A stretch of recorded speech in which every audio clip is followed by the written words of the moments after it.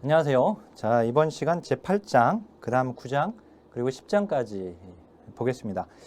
우리가 이론 강의를 그렇게 나갔죠. 지금 이론 강의와 동일하게 진도를 빼고 있습니다.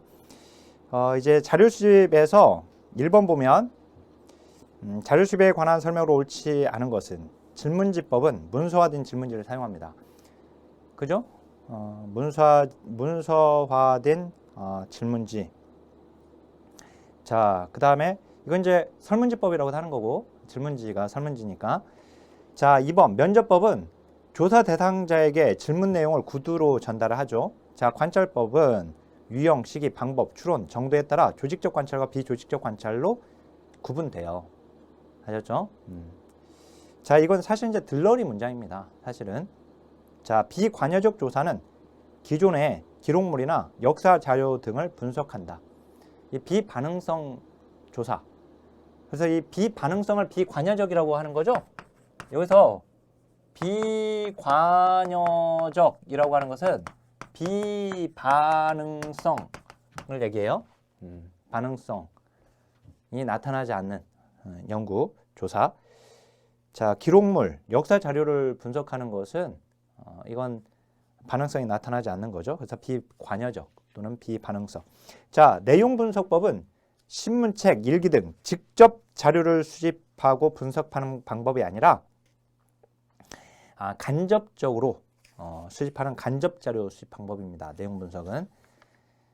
자, 이거 지금 8장에 제가 분류를 해놨지만 사실은 10장의 내용이죠. 그리고 지금 1번 문제는 8장, 9장, 10장의 내용을 그냥 조합해서 한 문제로 낸 거예요, 지금. 그죠? 예. 자, 2번. 설문조사에 관한 설명을 옳은 것을, 모두 고른 것은. 자, 대단히 모집단의 태도와 성향을 측정할 때 적합한 방법이고요. 개인, 집단, 사회적 가공물 등을 분석 단위로 사용할 수 있습니다. 표본의 소재에 관한 정보가 부족할 때 눈덩이 표집으로 하는 것이고, 현상의 기술을 목적으로 사용할 수도 있습니다. 맞습니다. 그래서 현상 기술, 탐색, 설명, 목적으로 사용 다 할 수 있고, 그 다음에 이제 3번에 면접 설문조사와 비교했을 때 자기기입식 설문조사가 갖는 장점은, 이 자기기입식이라고 하면 이제 응답자가 자기가 본인이 질문을 읽고 본인이 그 응답을 직접 하는 것을 얘기하는 거예요. 자, 그래서 이제 복잡한 쟁점을 다룰 때 효과적이다. 왜냐면은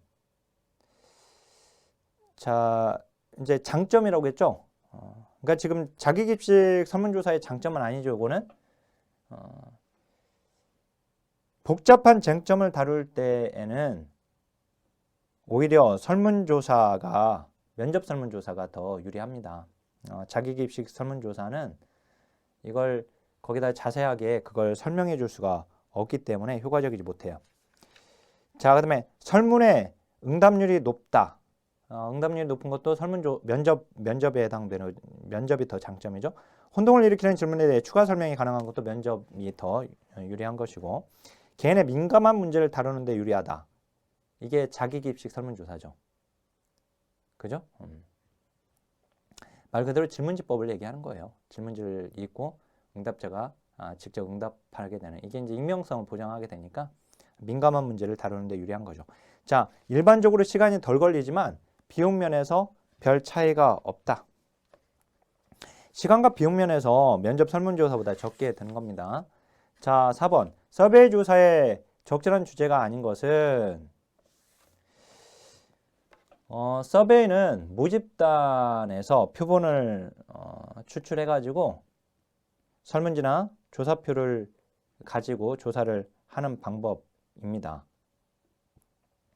따라서 거기 주민들을 대상으로 욕구를 측정하거나 국민을 대상으로 만족도를 측정하거나 또는 그 청소년을 대상으로 하는 약물 남용 실태조사나 노숙인을 대상으로 하는 그 노숙인 쉼터 거부 원인에 대한 조사를 하거나 이런 것들은 다 서베이 조사가 가능합니다. 근데 거기 이제 특이현상을 가진 아동에 대한 단일 사례 분석은, 이건 단일 사례 연구에 이제 적절한 주제가 되는 것이죠. 단일 사례 연구. 자, 5번. 우편조사법의 장점과 단점에 대한 설명으로 옳지 않은 것은, 우편조사는 접근이 용이하고 넓은 지역을 조사할 수 있고 비용이 적게 들죠. 그죠? 낮은 회수율. 응답자 환경에 대한 통제가 어렵다. 응답자 환경에 대한 통제가 용이한 것은 면접법입니다. 자, 본인이 응답했는지에 대한 여부가 불확실하죠. 자, 익명성의 보장이 어렵다. 익명성을 보장하기가 용이하죠. 어렵다가 아니라. 자, 그다음에 6번. 전자서베이. 자, 이렇게 전자서베이로 이렇게 나왔어요. 전자서베이는 온라인 조사를 얘기하는 겁니다. 지금 시험에서 지금 이 서베이가 나왔는데 이 온라인 조사를 얘기해요. 이게 이건 비용을 절감할 수가 있고요. 자료 수입이 용이합니다. 부가적 질문도 용이합니다. 근데 표본의 특정성. 자, 표본을 딱 특정할 수 있다. 즉 연구자가 타겟을 딱 설정해서 할 수 있다는 의미가 되는데 이 연구자가 타겟을 결정하지 못하고 응답자가 결정한다라고 하는 것이 이제 따라서 그 오답풀에도 넣어놨지만 니을은 해당 사항이 아닙니다. 자, 그 다음 7번 보면 우편조사 대신에 인터넷 조사. 여기 지금 인터넷 조사라고 되어 있네요. 또 인터넷 조사. 인터넷 조사를 하였다. 인터넷 조사의 장점이 아닌 것은 자료 수입 용이하고요. 조사 비용 절감됩니다. 자, 그 다음 부가질문 용이합니다. 메일을 한 번 더 보낼 수 있고요. 그죠? 그 다음 이제 설문조사 과정의 신속성이에요. 근데 자료의 대표성이 확보된다. 대표성이 확보되지는 않죠. 왜냐면은 인터넷을 사용할 수 있는 사람들만 가능한 겁니다. 이건. 자, 그 다음에 8번. 자, 그 다음 중 자료 수집 방법으로 옳은 것은 집합조사는 자, 우리가 설문조사의 5가지가 있죠. 거기서 집합, 배포, 우편조사, 전화조사, 그 다음에 이제 여기 전자서베이, 즉 인터넷조사 또는 온라인조사인데 집합조사는 모아놓고 조사하기 때문에 짧은 시간 많은 사람을 조사할 수가 있어요. 그죠? 배포조사는 불분명한 질문에 대해 보충 설명을 할 수가 없습니다. 배포조사는 우편조사하고 비슷하지만 배포조사는 응답 그 조사자가 직접 설문지를 가져다 주고 나중에 가지러 가는 거죠. 그러니까 배포조사도 우편조사처럼 응답자가 응답을 할 때 그 옆에 조사자가 없어요. 그래서 물어볼 수가 없습니다. 자, 거기 디귿. 우편조사는 조사자의 익명성을 보장할 수가 있죠. 전화조사 많은 내용을 조사할 수 없죠. 길게 얘기하면 끊으니까. 자, 그 다음에 9번. 우편조사 시의 회수율을 높이는 방법으로 옳지 않은 것은 설문지 우편 발송 후에 다시 한번 응답자를 요청하는 등의 후속 조치를 한다. 그렇습니다. 후속 조치를 하죠. 왜냐하면 회수율을 높이기 위해서 하는 겁니다. 후속 절차를 가져간다고 했어요. 맨 처음에는 보내지 않는 사람에게 엽서를 보낸다고 했고 독촉 엽서. 그래도 안 오면 설문지를 잊어버렸을 수도 있으니까 잃어버렸을 수도 있으니까 다시 독촉 엽서와 설문지를 다시 재발송하고 이게 후속 절차라고 했죠. 이 후속 절차를 가져가게 되면 회수율이 70%까지 전후까지 끌어올려진다라고 했습니다. 자, 설문조사자의 정보를 밝혀야지 되죠. 그래야지 신뢰하고 응답을 할 수 있는 겁니다. 대상자의 참여를 높이기 위해 선물을 주거나 표지 등 디자인에 신경을 쓰거나 설문지 반송 기한을 기재하거나 이런 것들은 다 해당 사항입니다. 자, 그 다음에 10번. 회수율 모니터링에 관한 설명을 옳지 않은 것은 자, 거기 추가 설문지의 발송 시기를 예측한다. 비응답자들의 추가 응답률을 높이는 데 활용된다. 모니터링을 중단하는 시점은 회수율이 꼭 50%일 때에 꼭 할 필요는 없습니다. 회수율은 높을수록 좋은 거거든요. 근데 굳이 50%까지만 이렇게 모니터링을 한다라고 하는 것 말이 안 되는 거예요. 자, 여러 시점에 회수된 설문지를 분석하면 표본 추출의 편향을 추정할 수가 있고 그래프로 일일 회수 빈도와 누적 빈도를 기록합니다. 자, 그다음에 11번. 우편조사, 전화조사, 그리고 대면 면접조사에 관한 비교 설명으로 옳은 것은 일반적으로 우편조사의 응답률이 가장 높다가 아니라 낮죠. 자, 우편조사와 전화조사는 자기기입식 자료수집 방법이다. 자기기입식은 응답자가 그 질문을 읽고 자기가 직접 기입하는 것이거든요. 근데 거기 우편조사는 자기기입식이 맞지만 전화조사는 응답자가 읽는 게 아니라 전화조사는 응답자가 그 적는 게 아니라 전화조사원이 적는 거죠. 그래서 이제 그 전화조사는 자기 기입식 자료수집 방법이 아닙니다. 걔가. 자, 대면 면접 조사에서 추가 질문하기가 용이하죠. 면접에서 프로빙이 가능합니다. 추가 질문. 자, 그다음에 원거리 응답자에게는 우편 조사가 더 적절하겠죠. 우편으로 보내면 되니까. 어린이나 노인에게 대면 면접 조사가 가장 적절합니다. 왜? 읽고 쓸 수 없기 때문에. 그죠? 그래서 이제 그 질문지법의 경우에는 우편 조사가 이제 질문지법이잖아요. 질문지법 중에 하나인데 이 질문지법은 응답자가 자신이 읽고 쓸 수 있어야 한단 말이에요. 그런데 어린이나 노인의 경우에 문맹일 가능성이 있어서 그런 경우는 이제 대면 면접 조사가 더 구두표만 가능하면 가능하니까 그래서 적절한 거죠.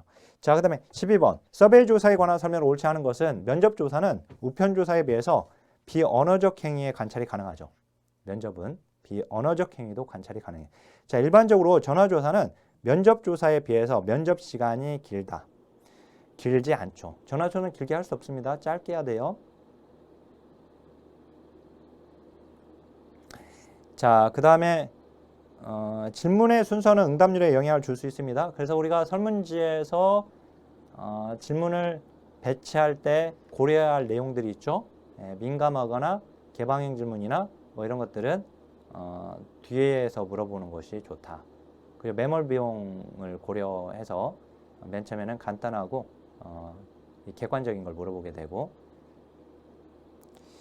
자, 그 4번에 보면 폐쇄형 질문의 응답 범주는 상호 배타적이고 포괄적이어야 하죠. 그러니까 상호 배타적이어야 한다. 그것도 맞고 포괄적이어야 한다. 그것도 맞는 겁니다. 면접 조사는 전화 조사에 비해서 비용이 높을 수 있지만 무응답률은 낮죠. 그죠? 맞습니다. 대면접에 비해서 우편 설문이 갖는 장점. 질문 과정의 유연성, 높은 응답률, 응답 환경 통제 용이, 심층 규명, 즉 프로빙인데 심층 규명, 증대 이건 다 대면접이죠.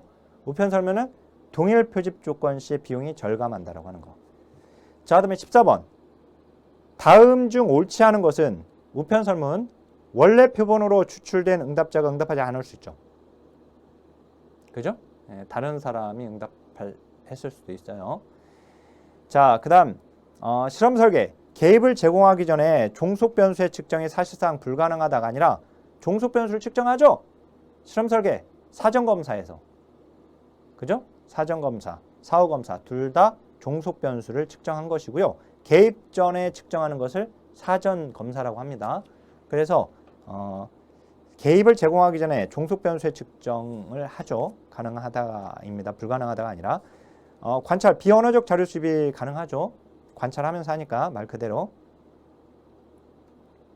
관찰은 비언어적인 자료, 비언어적인 행동에 대한 자료 수집이죠. 즉각적인 그 행위를 포착할 수 있고, 그다음에 이제 면접도 당연히 이것도 가능하죠. 면접도 비언어적인 자료 수집이 또 가능하죠. 면접하면서 보고 하니까. 자, 비반응성 자료 수집, 연구 대상의 반응성 오류를 피할 수 있다. 비반응성 자료 수집. 대면접 설문, 방문 조사원에 의해서 보충적 자료가 수집될 수 있습니다. 자, 그 다음에 A대학교는 전체 재학생 중 500명을 선정해서 취업 욕구 조사를 하고자 하는데 비용 부담이 가장 적고 절차가 간편한 자료 수집 방법은. 그러니까 지금 보니까 우리 시험에서 이게 물론 보건 문제였었지만 전자수업에 이제 인터넷 조사가 나왔고 이제 가장 최근에는 이제 온라인 조사라고 이렇게 나온 거예요. 같은 건데. 자, 비용 부담이 가장 적은 것은 온라인 조사입니다. 우편 조사가 더 적을 것 같지만 그렇지 않죠. 우편 조사는 인쇄물이 이제 인쇄가 돼줘야 하고 그걸 또 발송도 해야 하고 우편비도 드는 거예요. 그죠? 전화조사도 마찬가지로 이 전화조사도 전화조사원을 고용을 해야 하고 어떻든 전화 그 통화료가 드는 거죠. 물론 이제 그게 많이 들거나 그러진 않을 수 있지만 어떻든 이제 전화 조사원이 필요합니다. 그 온라인 조사의 경우에는 이건 홈페이지 홈페이지를 이용해서 그래서 조사가 가능합니다. 홈페이지 내에서도 조사가 가능하고 뭐 구글 폼이나 뭐 이런 것들 이용해서 하잖아요. 그래서 어쨌든 온라인 조사가 이제 가장 적게 들죠. 거기 그 서베이 조사에 관한 설명으로 옳은 것을 모두 고른 것은 자 전화 조사는 이게 19회 때 나왔어요. 전화 조사는 무작위 표본 추출이 가능하다. 지금 보면 이 집합 조사 한 번 나왔고 배포 조사도 한 번밖에 안 나왔어요. 아까 몇 번이었어요? 체크하면서 한번 보시면 그 8번에서 5회 때 그 이후로는 안 나왔어요, 애들이. 근데 여기서 지금 배포 조사가 처음 나왔거든요. 집합 조사는 그게 처음이었고 그게 처음이자 마지막이고 그 뒤로는 안 나왔어요. 알았죠? 그래서 이제 그 제가 강의에서도 말씀드렸었지만 시험에 나왔던 그 깊이와 폭 거기에 맞게끔 일단 준비를 하는 것이 좋겠고 그 다음에 그 우리 핵심 이론 노트는 조금 더 정리되어 있는 것도 있어요. 그래서 나온 부분에서 한 번 나왔다 하더라도 조금 더 정리된 것들이 있는데 거기까지 제가 정리한 것까지 좀 정리를 공부를 해놓으면 됩니다.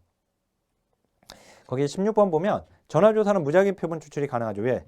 전화번호부를 가지고 하니까요. 자, 그 다음에 우편조사는 심층규명이 어렵죠. 우편조사 심층규명은 이제 면접에서 가능한 겁니다. 배포조사는 응답 환경을 통제하기가 쉽지 않습니다. 배포조사는 설문지를 주고 응답자가 자신이 원하는 시간에 응답을 하기 때문에 그때 다른 사람이 그 응답자가 응답할 때 영향을 주지 못하도록 그 환경을 통제할 수가 없죠. 조사원이 그때 없는데, 그죠? 우편조사하고 동일하죠. 이게 응답 환경을 통제하기 어려운 것은 당연히 배포조사도. 면접조사는 우편조사에 비해서 비용이 많이 들죠. 그죠? 맞는 거고. 자, 이제 우리 자료식과 질문지법에서 출제된 자 23회 기출문제 보겠습니다. 자, 여기 이제 1번에 이게 한 문제 나왔죠, 이번에. 그리고 이제 한 문제하고 그다음 두 줄이라고 표기되어 있을 겁니다. 온라인 설문에 관한 설문으로 옳은 것인데, 자, 온라인 설문을 물어봤어요. 온라인 설문. 자, 표적 집단 확인이 대면 면접에 비해서 제한적이다. 자, 여기서 표적 집단 확인이라는 용어가 나왔어요. 그쵸? 표적 집단 확인은 제가 여기 해설에 넣어놨는데 응답자가 설문 대상자와 일치하는지를 확인하는 거예요. 표적으로 했던 그 대상자와 실제 응답자가 일치하는지를 확인하는 것인데 아무래도 온라인 설문은 이 표적 집단 확인이 대면 면접에 비해서는 확인이 어렵습니다. 그죠? 그래서 1번이 옳은 거죠. 자, 2번. 자, 인터넷 접근에 상관없이 온라인 설문을 하려면 인터넷에 접근할 수 있어야죠. 인터넷 접근에 상관이 없을 수가 없죠. 그죠? 일단 여기 틀렸죠. 표집을 광범위하게 할 수 있죠. 그죠? 표집은 이제 광범위하게 할 수 있는 것은 맞는데 여기 뒤는 맞았는데 인터넷 접근과 상관이 없다고 하면 안 되죠. 그죠? 자, 그다음에 대면 설문보다 비용이 저렴해요. 그죠? 이 비용이 저렴하다라고 하는 건 이미 전화조사, 그다음에 이 설문조사, 자, 그리고 온라인 조사 이 세 가지를 비교해 가지고 비용이 가장 저렴하다라고 하는 건 이미 시험에 나왔던 논점이잖아요. 그죠? 이건 이미 나왔던 겁니다. 시간이 더 많이 소요된다? 그렇지 않죠? 시간 더 적게 소요됩니다. 복잡하거나 문항이 많은 경우에 적합하지 않겠죠. 그죠? 이제 복잡하거나 문항이 많은 경우는 이건 복잡하면 이건 이제 설명이 필요한 건데 그렇지 못한단 말이에요. 이거는 추가적인 어떤 설명이 불가능하기 때문에 우편조사도 마찬가지지만 그래서 이제 간단할 필요성이 있어요. 자, 그다음에 동일인의 중복 응답에 대한 통제가 용이하다. 동일인의 중복 응답에 대한 통제도 용이하지 않죠. 인터넷 상에서 이 복수로 여기 이제 전자우편 계정을 가질 수 있기 때문에 중복 응답의 문제가 제기될 수 있습니다. 그죠? 통제가 용이하다라고 하면 틀립니다. 자, 그래서 답은 1번이 답이고요. 이렇게 온라인 설문에서 이번에 한 문제가 출제가 되었어요. 우리가 잘 알다시피 질문지법은 5가지가 있잖아요. 집합조사, 배포조사, 그 다음에 우편조사, 전화조사, 그 다음에 온라인 조사, 즉 온라인 설문이 있는데 그중에 이제 온라인 설문이 이번에 한 문제가 출제가 되었습니다. 자, 이제 9장으로 와서 이 면접법과 관찰법입니다. 자, 면접법 다음 중 면접조사의 장점이 아닌 것은 환경 통제할 수 있고 무의식적인 응답, 즉 비언어적인 자료 수집 다 가능하고 익명성보장. 익명성보장은 뭐예요? 우편조사죠, 걔는. 그죠? 그다음 이제 응답률이 상대적으로 높고 애정 외의 질문, 즉 프로빙이 가능합니다. 자, 2번 비구조화된 면접에 비해서 구조화된 면접의 장점에 해당하는 것은 구조화된 면접은 신뢰도가 높죠. 그리고 비구조화된 면접은 타당도가 높습니다. 그죠? 그래서 이제 거기서 신뢰도를 높일 수 있다가 맞습니다. 타당도를 높이고 융통성을 가질 수 있다. 그리고 이제 즉 프로빙이 가능하다라고 하는 거. 그다음에 불분명한 질문, 보충 질문할 수 있고 미개척 분야에 가설을 세울 수 있다. 자, 그 2번, 3번, 4번, 5번은 비구조화된 면접으로 볼 수 있습니다.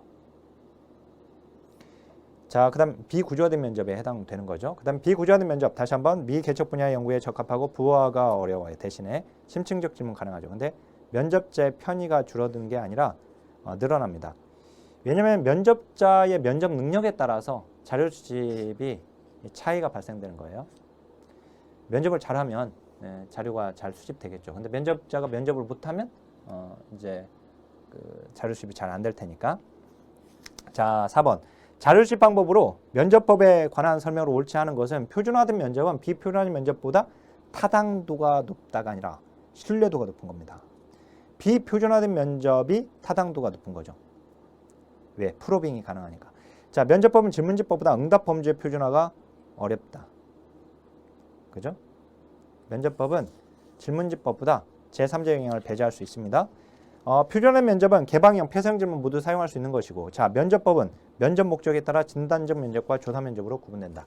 이게요, 우리 그 관찰법은 그 1번에, 3번에 관찰법은 하고 이렇게 나온 것처럼 면접법은 이렇게 구분된다. 이거 들러리 문장이에요. 알았죠? 그렇지만 이제 나왔으니까 이건 그냥 제가 이론서나 핵심 이론 노트에다가 소개는 해놓았죠. 그죠? 이렇게 들러리로 이렇게 나오긴 했지만, 자, 5번 자기기입식 설문조사에 비해서 면접 설문조사가 갖는 장점을 모두 고른 것은 자료 입력이 편리하다. 이건 이제 자기기입식 설문조사 구조화된 이제 설문지를 가지고 하는 게 더 장점이죠. 응답의 결칙질을 최소화할 수 있습니다. 그 말은 이제 충실한 응답을 얻을 수 있기 때문에 그래요. 자, 그 다음에 그 조사 대상 1인당 비용이 저렴한 것은 이제 자기기입식 설문조사죠. 개방형 질문에 유리하다. 그래서 니은과 니을이 답입니다. 자, 이 자기기입식 설문조사는 설문지를 이용한 뭐 우편조사가 대표적이 되겠습니다. 설문지법을 얘기하는 거예요. 그러니까 배포조사도 뭐 해당되는 거지만 설문지법에 지금 해당되는 것들. 자, 이 면접은 말 그대로 면접 설문조사라고 했지만 이거 면접법을 얘기하는 거예요. 그러니까 아마 질문지법과 지금 면접법의 이제 장단점을 지금 비교하는 것이라고 볼 수 있겠고요. 거기 서베이에서 우편 설문법과 비교한 대인 면접법의 특성을 옳지 않은 것은, 일단 대인 면접은 말 그대로 면접은 비언어적 행위 관찰이 가능하고 대리응답 가능성이 낮죠. 그다음에 이제 질문 과정에서 유연성이 높고요. 응답 환경을 구조하기가 쉽죠. 다른 사람이 그 면접을 방해하지 못하게. 자, 표집 조건이 동일하면 비용이 많이 듭니다. 자, 그 다음에 피면접자를 직접 대면하는 면접 조사가 우편 설문에 비해 갖는 장점이 아닌 것은 응답자 익명성 보장 수준이 높은 것은 우편 설문이죠. 뭐 보충적 자료 수집이 가능하고 대리응답 방지 가능하고 높은 응답률, 그 다음에 심층적 이해, 이건 다 면접 조사가 더 장점입니다. 그죠? 자, 8번 이제 22회 때 나왔는데 질문 내용 및 방법의 표준화 정도가 낮은 자료수집 유형끼리 바르게 묶인 것은 표준화, 구조화. 그래서 거기 기억에 스케줄 구조화 되어 있다라고 되어 있잖아요. 그러니까 그냥 표준화 정도가 높은 거고, 설문지를 이용한 면접조사, 이 설문지 자체가 딱 구조화되어 있는 설문지예요. 질문이 딱 구조화되어 있잖아요. 딱 그 정해져 있잖아요. 순서도 정해져 있고, 그죠? 근데 심층 면접이나 비구조화된 면접은 심층 면접 프로비 이렇게도 물어보고 저렇게도 물어보고, 그죠? 비구조화된 면접에서 심층 면접이 가능하잖아요. 그래서 디귿과 니을입니다. 자, 관찰법은 1번 관찰의 특징으로 옳지 않은 것은 즉각적인 자료 수집이 가능하죠. 근데 도구 효과를 줄일 수 있다가 아니라 도구 요인은 우리가 이제 그 내적 타당도 저해 요인이잖아요. 근데 도구 요인은 사전 검사와 사후 검사의 도구가 다를 때 발생되는 거예요. 그런데 같을 때도 발생된다. 사전 검사와 사후 검사의 측정 도구가 같을 때에도 발생되는 경우는 어떤 경우냐? 측정 방법이 면접이나 관찰과 같은 연구자의 주관이 개입될 수 있는 것일 때, 사전 검사와 사후 검사의 측정 도구가 같다 하더라도 측정하는 연구자가 달라지게 되면 도구 요인이 발생됩니다. 그래서 이 관찰은 도구 효과가 발생될 수 있게 만드는 거예요. 줄일 수 있는 게 아니라. 관찰은 장기간의 종단 분석도 가능하고요. 의사 표현 능력이 없는 조사 대상에 대한 조사가 가능하죠. 비언어적 표현에 대한 조사가 가능합니다. 거기 1번에 이 도구 효과와 관련해서 이렇게 문장이 나온 거 참 좋은 문제예요. 이게 6회 때 보건 문제이긴 하지만 참 좋은 논점입니다. 그거. 자, 그다음에 2번. 자료 수집 방법으로서 관찰에 관한 설명을 옳은 것은, 자, 관찰의 신뢰도는 관찰자의 역량과 관련이 있습니다. 그래서 사전 훈련을 시켜야 돼요. 그래서 자, 그다음에 관찰 가능한 지표는 언어적 행위에만 국한되는 게 아니라 비언어적 행위 조사도 가능하다. 자, 관찰은 면접 조사보다 조사 환경의 인위성이 크다가 아니라 이건 자연적인 환경에서 하는 것입니다.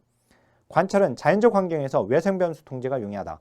자연적인 환경에서 하기 때문에 외생 변수의 통제가 용이하지 않습니다. 통제 부족이라고 했었죠. 그래서 관찰은 응답 과정에서 발생할 수 있는 오류를 줄일 수가 있습니다. 응답 과정이 없으니까 그냥 관찰만 하잖아요. 그죠? 자, 그 다음에 3번 관찰법에 관한 설명을 옳지 않은 것은 행위가 일어나는 현장에 즉각 자료 수집이 가능합니다. 관찰자의 주관성이 개입될 수 있죠? 관찰, 주관. 그래서 아까 도구 요인이 발생될 수 있는 거예요. 거기서. 자, 그 다음에 비언어적 상황에 대한 자료 수집이 가능합니다. 서베이에 비해서 자료의 개량화가 쉽다가 아니라 어렵습니다. 자료의 개량화는. 자, 이 서베이의 경우에는 이제 이 질문지를 가지고 하는 걸 생각하면 돼요. 설문지. 우리가 이제 서베이가 모집단에서 표본을 추출해서 이 질문지 또는 이제 조사표를 가지고 한다고 했었는데, 이 설문지에 이미 다 개량화되어 수 있는 이런 질문으로 구성되어 있기 때문에 그 응답 내용을 가지고 개량하기가 용이합니다. 자, 5번에 서베이의 경우는, 근데 이제 관찰법은 그러지 못하다라는 것이고, 질적 연구나 탐색적 연구에 사용하기 용이합니다. 자, 4번 관찰을 통한 자료 수집에 관한 설명을 옳은 것은 피관찰자에 의해서 자료가 생성된다. 이거 참 좋은 문제예요. 문장이에요. 21회 때 문제인데, 결국 관찰은 관찰자의 눈과 귀, 이 감각기관, 즉 관찰자의 감각기관에 의해서 자료가 수집되기 때문에 이 관찰자에 의해서 자료가 생성되는 거예요. 자, 그 다음에 2번 비언어적 상황의 자료 수집이 용이하다. 그거 맞죠? 자료 수집 상황에 대한 통제가 용이한 게 아니라 부족하죠. 내면적 의식의 파악은 어렵죠. 내면적 의식은 이제 면접 조사를 통해서 파악할 수 있고, 수집된 자료를 객관화하는 최적의 방법이다. 이 관찰자의 주관성이 개입될 수 있는 거예요. 객관화가 아니라. 자, 그 다음에 5번 참여 관찰에 대한 설명을 옳은 것은, 여기서는 참여 관찰은 당연히 이제 거기 관찰 대상자 활동에 참여하여 관찰하는 방법이죠.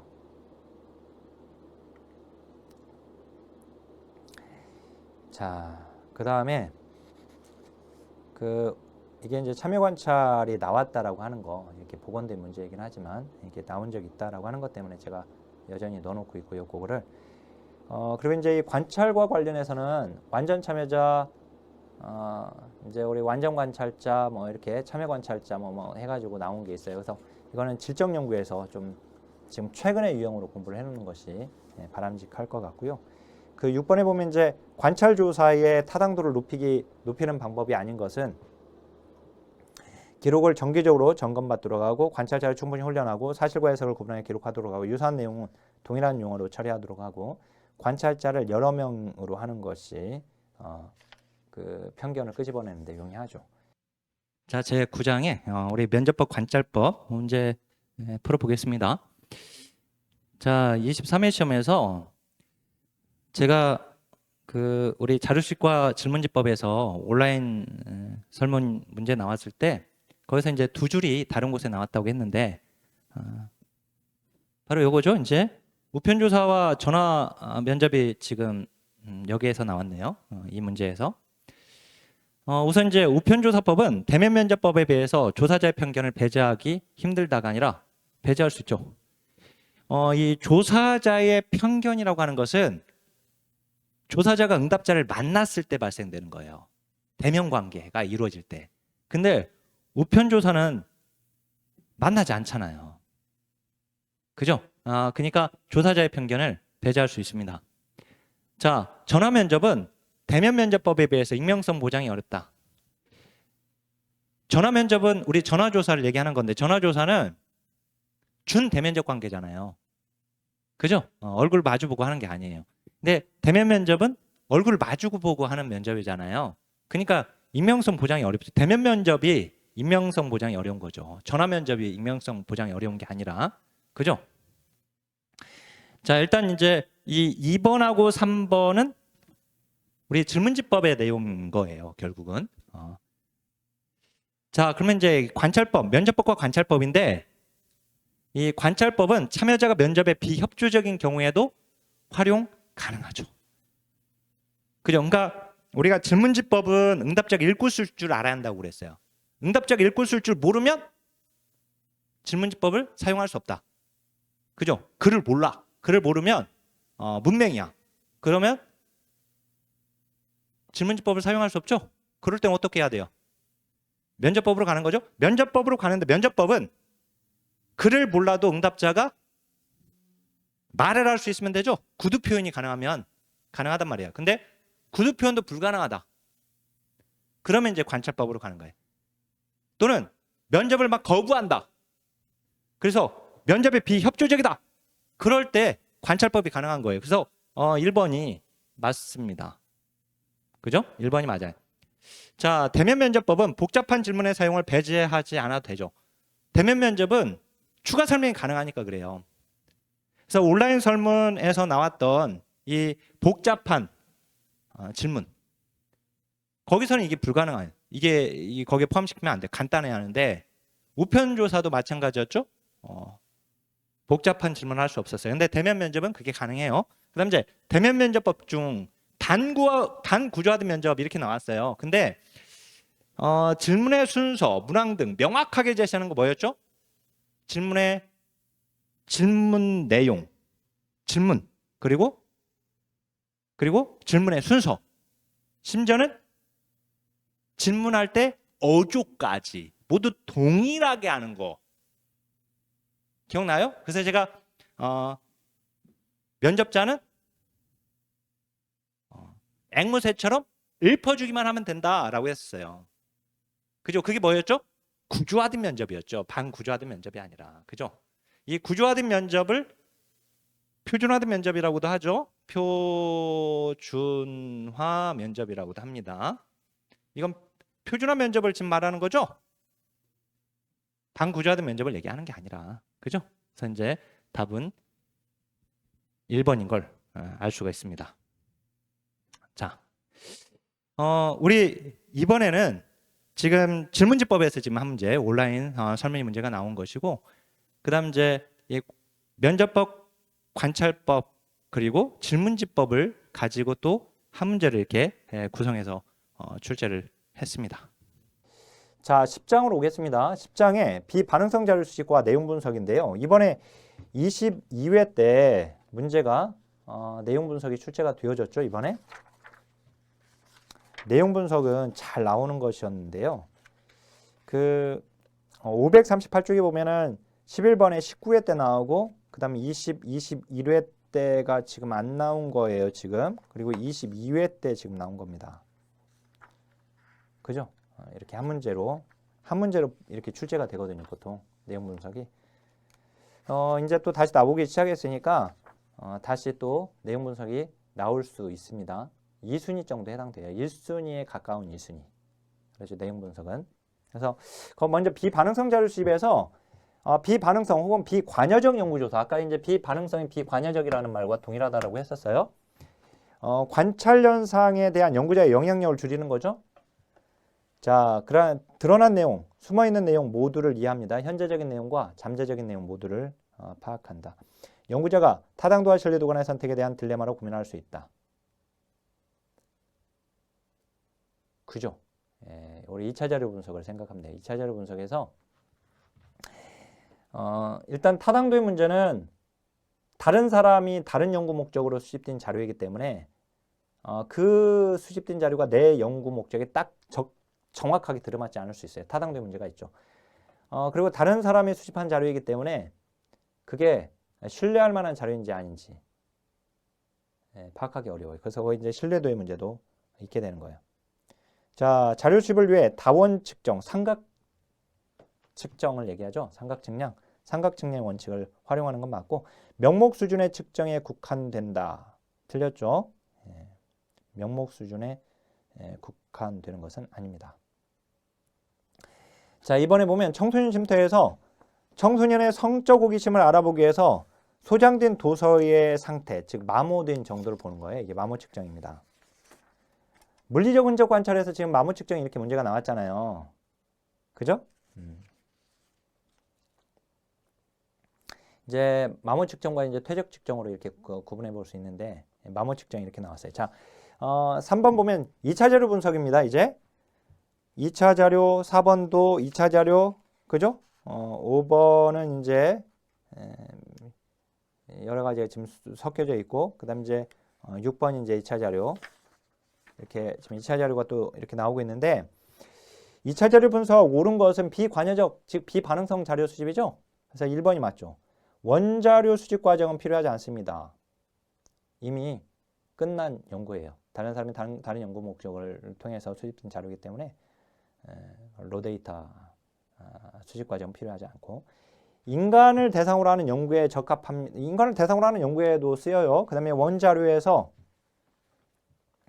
누락된 변수와 결집값을 복구할 수는 없습니다. 간접적 자료 수집 방법은 맞는데 근데 변화의 추이 분석 가능합니다. 자, 그 다음에 4번 옳지 않은 거, 비교적 적은 비용으로 대규모 사례 분석 가능하고요. 자료의 결집값을 추적할 수는 없다. 그죠? 아까 그 복구할 수 없다라고 했는데 그 4번에서 복구할 수 있다. 얘가 틀리게끔 나와서 그 논점이 그대로 이어온 거예요. 자료를 직접 수집하지 않아도 되고 기존 데이터 수집, 수정, 편집, 분석할 수 있고 정부나 연구소의 통계 자료를 활용하는 거, 이게 이제 거기에 해당됩니다. 5번. 자, 다음 세 연구의 공통점으로 옳은 것은 한부모 관련 기존 통계 분석 연구. 이 2차 자료 분석이 이게 아동학대 관련 사례 파일 분석 연구. 이건 이제 문헌 연구입니다. 자, 물리적 흔적을 분석한 박물관 전시 공간 배치 연구. 얘는 물리적 흔적 관찰에 해당됩니다. 얘들의 공통점은 모두 다 비관여적 연구라고 하는 것입니다. 그죠?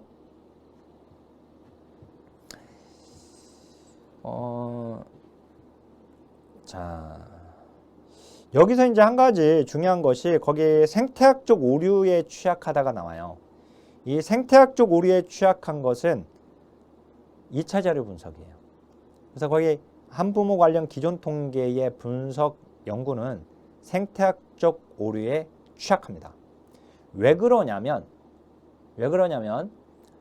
이 통계 자료들은 지역을 단위로 수집된 내용이에요. 지역을 단위로 나온 자료들인데 이런 지역 단위의 통계 자료들을 활용하다 보면 그걸 개인한테 적용하는 오류를 범할 수 있다. 그게 바로 생태학적 오류죠.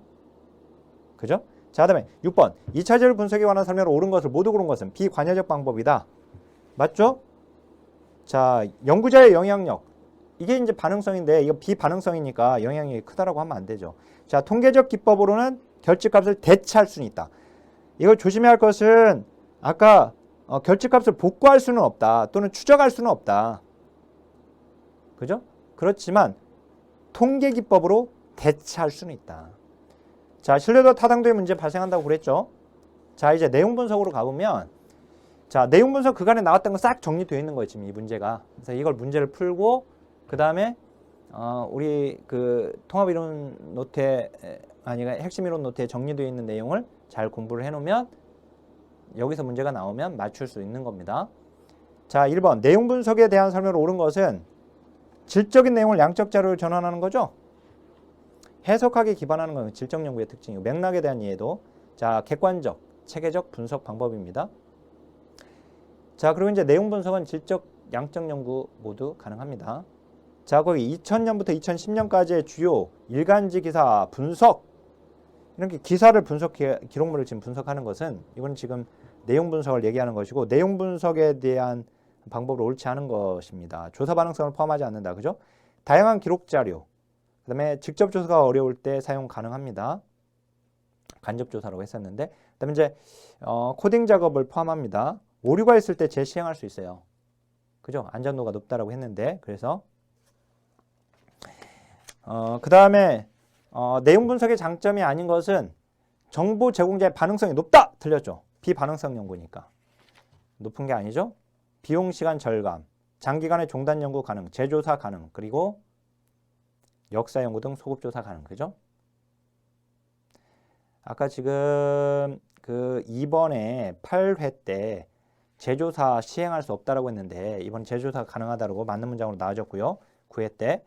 자, 그다음에 4번에 11회 때 이제 또 나왔네요. 10회 때 안 나오고 11회 때 나온 건데요. 그러면 그죠? 사회복사 1급 국가 시험이 1회부터 10회까지 아동 관련 이슈를 얼마나 다뤘는지 분석한다. 이것도 내용 분석이 되는 겁니다. 시험지를 지금 분석하고 있으니까. 분석 대상에 영향을 미치지 않죠. 그죠? 왜? 조사 비반응성 연구니까. 필요한 경우에 재분석 가능하고요. 직접 조사보다 경제적이죠. 자, 그다음에 양적 내용을 질적 자료로 전환한 게 아니라 질적인 내용을 양적 자료로 전환한다고 했잖아요. 아까 거기 1번에서 6회 때 나왔으니 다양한 기록 자료 유형을 분석할 수 있습니다. 자, 그다음에 5번. 다음과 같은 조사 방법의 특징을 옳은 것은 주요 일간지 보도 자료를 분석한다고 했으니까 내용 분석을 지금 얘기하는 거예요. 자, 표집 가능합니다. 불가능한다가 아니라 수량 분석도 가능합니다. 숨은 내용 코딩할 수 있고요. 인간의 모든 형태의 의사 기록물을 활용할 수 있는 거예요. 사전 조사도 할 수 있습니다. 자, 그다음에 6번. 13회 때 나왔네요. 그러니까 12, 13, 14. 아까 지금 11 보니까 11, 12, 13, 14, 15 안 나오고 16, 17, 18 그죠? 19까지 연달아 나오고 20, 21 안 나오고 22 나왔으니까 또 연달아서 23, 24 뭐 이런 식으로 나올 수 있단 말이에요. 그죠? 자, 거기에서 그 6번에 이제 내용 분석 결과를 양적 분석에 사용할 수도 있습니다. 주제를 기록 단위로 할 때, 단어를 기록 단위로 할 때보다 자료 수집량이 적죠. 단어를 기록 단위, 즉 분석 단위로 할 때 이제 자료 수집량이 많아지는 거죠. 하나의 단락 안에 2개 이상의 주제가 있으면 하나, 그죠? 단락을 기록 단위로 한다가 아니라 중심적인 주제를 가려내는 거죠. 기록 단위와 맥락 단위 중에서 맥락 단위가 더 상위 단위입니다. 그러니까 이제 기록 단위, 분석 단위가 만약에 단어라면 단어를 포함하고 있는 문장이 맥락 단위가 되는 거예요. 자, 자료 유형화를 위한 범주가 설정되면 기록 단위가 필요하지 않는다가 아니라 범주를 먼저 설정한 후에 기록 단위를 설정하는 겁니다. 자, 그다음에 장애인에 대한 인식 변화를 알아보기 위해 20년간 개봉된 영화 중에서 장애인이 등장한 영화를 분석하기로 했다. 영화도 이제 기록물이잖아요. 그래서 이 기록물을 분석하는 내용 분석인데 자, 연구 모집단을 규정하고 표본 추출의 틀을 구하고 사례수가 많으면 표본 추출하여 줄일 수 있고 장애인에 대한 인식의 주작 적정이 필요하고 이 조사의 표본 추출 단위는 사람이 아니라 영화죠. 자, 그 다음에 현재 잠재적 구분해서 분석할 수 있습니다. 자, 다시 한번 8번. 지난 20년 동안 A신문의 사회명 기사를 자료로 노인에 대한 인식 변화. 이것도 지금 내용 분석을 그냥 물어보고 있는 겁니다. 범주 항목들은 신문기사 자료로부터 도출할 수 있는 것이고 주제보다 단어를 기록 단위로 할 때 자료 수량이 많죠. 그죠? 아까 나왔던 것이고 맥락 단위가 기록 단위보다 더 큰 단위죠. 그죠? 이것도 나왔던 것이고. 자, 이 연구는 양적 분석 방법을 사용할 수 없다가 아니라 양적, 질적 분석 방법 모두 사용할 수 있다. 자, 그다음에 9번. 소득 주도 성장에 대한 주요 일간지 사설 분석. 그러니까 내용 분석이죠. 표본 추출 방법에 가능한 것들은 모두 그런 것은 여기서 이제 확률 표집으로 지금 나왔잖아요. 단순 무작위 표집과 무작위 표본 추출, 그다음에 체계적 층화, 군집 표집이 모두 가능해요. 자, 그다음에 내용 분석에 관한 설명을 옳지 않은 것은 역사 분석과 같은 시계열 분석이 가능하죠. 왜? 역사 분석도 다 기록물에 대한 분석입니다. 의사소통 기록을 체계적으로 분석하고 실수를 언제라도 수정할 수 있는 것이고 재조사에서 그다음에 이제 양적, 질적 조사 모두 사용할 수 있고 그다음에 기존 자료를 활용해 타당도 확보가 어렵다. 그죠? 그러니까 이게 기존에 기록된 자료가 그 당시의 현실을 제대로 기록하지 않았다면, 그죠? 정확하게 기록되어 있지 않은 것이니까 타당도의 문제가 되는 거예요. 자, 그다음에 11번. 내용 분석에 관한 설명을 옳지 않은 것을 모두 그런 것은 기존 자료에 의존하기 때문에 연구 범위가 제한적인 거예요. 기록된 것만 가능하거든요. 그다음에 이제 선정 편향. 옳지 않은 걸 고르라고 했으니까 기억 들어가네요. 그다음에 이제 선정 편향이 발생할 수 있는 것이죠. 그죠?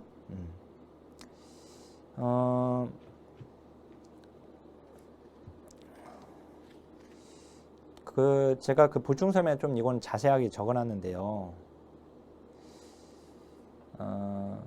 거기에 자, 여기 이제 기록물을 가지고 이제 연구하는 것인데 이 문헌 자료라고 하는 거, 이 문헌 자료 일종이에요. 문헌 연구의 일종입니다. 내용 분석은. 그러니까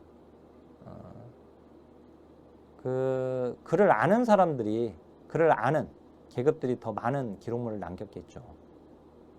그렇죠? 그래서 그로 인해서 무식자 계급보다 식자 계급이 기록한 자료들이 더 선정이 되겠죠. 그죠? 자, 연구 대상자의 반응성을 배제할 수 있다. 그건 맞죠.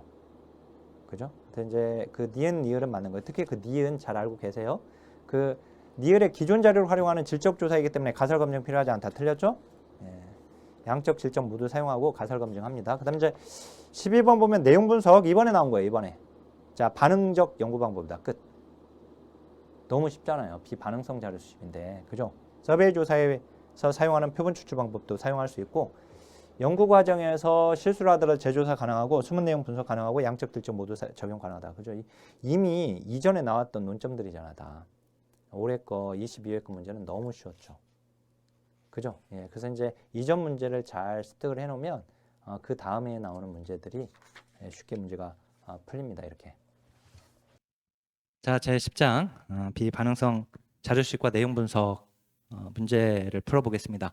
이번에 23회 시험에서는 한 문제가 출제가 되었어요. 근데 내용 분석만으로 문제가 출제가 된 건 아니고 여기 보니까 내러티브 탐구에 관한 비교라고 했습니다. 이 내러티브 탐구, 이 질적 연구입니다.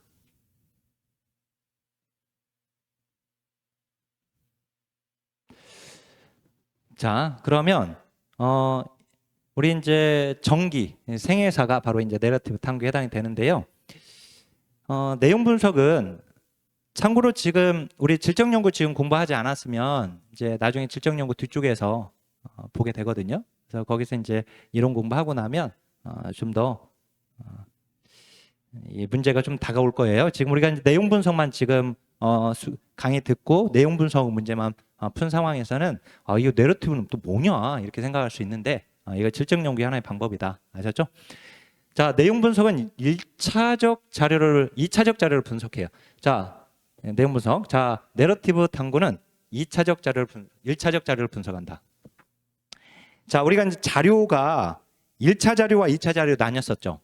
1차 자료는 연구자가 연구 대상자로부터 직접 수집한 자료였어요. 그죠? 근데 2차 자료는 연구자가 직접 수집한 자료는 아니지만 다른 사람이 다른 연구 목적으로 수집한 자료를 바로 2차 자료라고 했었어요. 자신의 연구를 위해서 사용되는 자료였죠. 내용 분석은 문헌 연구의 일종이었어요. 그죠? 그리고 이제 이 내용 분석은 비반응성 자료 수입으로서 비반응성 자료 수입에는 내용 분석 말고도 이제 2차 자료 분석도 있었죠. 그죠? 그렇듯이 여기 지금 연구자가 직접 연구 대상으로부터 직접 수집된 게 아니라 이 기록된 정보를 가지고 2차적 자료를 분석하는 거예요. 그죠? 반면 내러티브 탐구는 질적 연구거든요. 소수의 사람들을 대상으로 연구하는 거예요. 즉 소수지만 어떻든 연구 대상자들을 직접 대상으로 해서 자료를 수집하는 것이에요. 그래서 1차적 자료를 분석한다면 맞는 거예요. 알았죠? 자, 모두 비관여적, 비반응성 연구이다. 우리가 내용 분석은 비반응성 연구, 즉 비관여적 연구인 건 알고 있죠? 그죠? 비반응성 자료 수집이잖아요. 비관여적 자료 수집이잖아요. 그죠? 반응성이 나타나지 않죠. 사람이 아니니까. 기록된 것이니까. 그죠? 근데 내러티브 탐구는 질적 연구로서 소수를 연구하는 것이거든요. 그 사람을 연구하는 거예요. 사람을 직접. 그러니까 그 사람으로부터 반응성이 나타나죠. 그죠? 그래서 모두라고 해서 틀린 거예요. 모두가 아니라 내용 분석만 비반응성 자료 수집, 비관여적, 비반응성 연구입니다. 그래서 2번이 옳지 않아요. 자, 내용 분석에 비해 내러티브 탐구는 과정 중심적으로 접근할 수 있다. 그래요. 생애사, 시간적 순서대로 쭉. 물론 내용 분석도 종단적 분석이 가능합니다. 시계열적인 기록된 걸 가지고 또는 이제 소급해서 역사적 자료 이제 소급해서 자료 수입이 가능하다, 연구가 가능하다라고 했었는데, 근데 내러티브 탐구가 과정 중심적으로 접근할 수 있다. 내용 분석은 내러티브 탐구에 비해서 보다 많은 사례를 분석할 수 있습니다. 우리가 내러티브 탐구는 질적 연구이기 때문에 소수예요. 내용 분석은 이제 기록된 걸 가지고 하는 것이기 때문에 이게 기록된 문헌 자료만 존재한다면 표본의 크기는 뭐 구애받지 않습니다. 자, 그다음에 모든 자료를 해석하고 구조하는 데 있어서 해석하고 구조화하는 데 있어 연구자의 객관성 유지가 둘 다 내용 분석에서도 필요하고, 그다음에 내러티브 탐구, 질적 연구인 내러티브 탐구에서도 필요하다. 아셨죠? 그래서 답은 옳지 않은 것은 2번이 답입니다. 그러니까 여기서 중요한 건 내러티브 탐구가 질적 연구 방법인 걸 알고 있었다면, 그렇다면 답이 2번에서 바로 정답이 골라지게 돼요. 이제 반응성이 나타나지 않으려면 그 연구 대상이 사람이 아니어야 되거든요. 그죠? 근데 이제 사람을 대상으로 하고 있는 것인 내러티브 탐구는 사람을 대상으로 하고 있기 때문에 반응성이 나타날 수밖에 없는 거예요. 답은 2번이 옳지 않습니다. 자, 강의 마치겠습니다. 하나, 둘, 셋.